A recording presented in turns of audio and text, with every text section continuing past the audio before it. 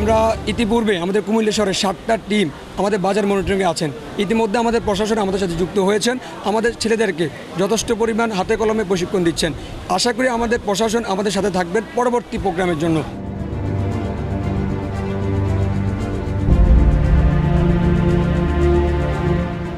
যে ছাত্র ভাইরা যে বাজারগুলি মনিটরিং করছে স্বতঃস্ফূর্তভাবে আমরা একটা সাধুবাদ জানাই।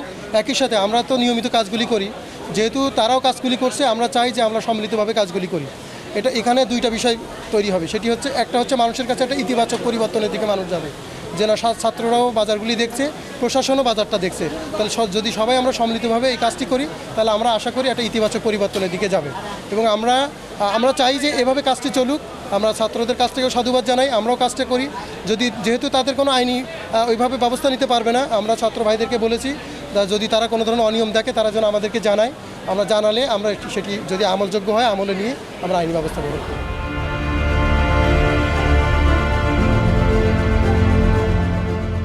আমাদের তো নিয়মিত বাজার মনিটরিং কার্যক্রম আমরা পরিচালনা করি। আমাদের যে মনিটরিং টিম, আমরা সিদ্ধান্ত নিয়েছি আমাদের মনিটরিং টিমের সাথে আমরা ছাত্র ভাইদেরকে একটা টিম আমাদের সাথে অ্যাড করে রাখবো, যাতে করে তারাও বিষয়টি মনিটরিং করে এবং বাজারে একটা স্থিতিশীল পরিবেশ তৈরি হয়।